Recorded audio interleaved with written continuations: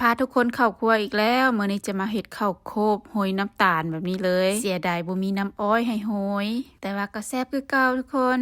ทอดออกมาแล้วฟูขนาดเลยครั้งแรกเลยที่ได้เฮ็ดข้าวโคบแบบนี้ผลที่ได้คือฟูคักทุกคนมาเฮียนเฮ็ดไปนำกันเลยค่อยมีข้าวเหนียวที่กินบ่เบิดค่อยก็จะเอาข้าวหันไปอุ่นก่อนในระหว่างที่ท่าก็มาเกี่ยมน้ำนางใส่น้ำไปประมาณครึ่งถ้วยใส่น้ำตาลแดง1บวงใส่เกลือครึ่งบวงษาคนทั้งสองอย่างให้เข้ากันและให้น้ำตาลละลายดีหลังจากที่น้ำตาลละลายดีแล้วเอาข้าวที่นึ่งสุกแล้วกำลังฮ้อนๆอยู่ลงมาใส่น้ำที่เฮาปรุงเกลือกับน้ำตาลอยู่ก่อนหน้านี้นางใส่ข้าวเหนียวนึ่งสุกไป1ถ้วยครึ่งหลังจากนั้นก็คนน้ำกับข้าวให้เข้ากันและให้เม็ดข้าวหันแตกออกจากกันบ่ให้ข้าวจับตัวเป็นก้อนอยู่หลังจากที่ข้าวแยกตัวออกจากกันดีแล้วก็เอามาใส่พิมพ์แบบนี้เลยค่อยใส่ฝากะปิแล้วก็เน้นๆข้าวลงไปบ่ให้แน่นหลายเนาะเพราะว่าถ้าแน่นหลายข้าวจะนานแห้ง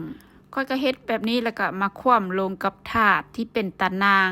ก็เฮ็ดวนไปแบบนี้จนกว่าข้าวจะเบิดหลังจากที่เฮ็ดไปจนข้าวเบิดแล้วก็เอาไปตากแล้วแต่เลยผู้ใดสิตากใส่ก็ได้ค่อยเอาไปตากอยู่ในแดดแดดหนึ่งแต่ว่าฝนมาเนาะก็เลยมาตากอยู่ในเฮือนใส่พัดลมเป่าใส่เอาตากไปจนแห้งดีหลังจากที่ข้าวแห้งดีแล้วก็เอามาทอดตั้งน้ำมันให้ร้อนก่อนหลังจากที่น้ำมันร้อนแล้วก็เอาข้าวลงมาจืดมาทอดได้เลยทอดไปจืดไปจนกว่าข้าวจะฟูขึ้นมาแต่ปลาให้เหลืองจากน้อยก่อนหลังจากนั้นก็เอามาพักเสด็จน้ำมันโดยการเอาใส่ตะแกรงแบบนี้แล้วให้น้ำมันหยดออกไปเนาะหลังจากที่น้ำมันเบิดแล้วนางก็จะมาฮวดน้ำตาลเอาน้ำตาลให้ไปเจียวให้เป็นสีน้ำตาลก่อนถ้าผู้ใดมีน้ำอ้อยใส่น้ำอ้อยนะค่อยแซ่บหลังจากที่น้ำตาลเป็นสีน้ำตาลแล้วก็มาฮวดใส่ข้าวที่เฮาทอดไว้ก่อนหน้านี้แล้วก็เป็นอันแล้วนะข้าวโคบของเขาก็จะประมาณนี้เลยทุกคนกรอบๆพงๆแบบนี้เลยเอาไปลองเฮ็ดกินเบิ่งเด้อทุกคน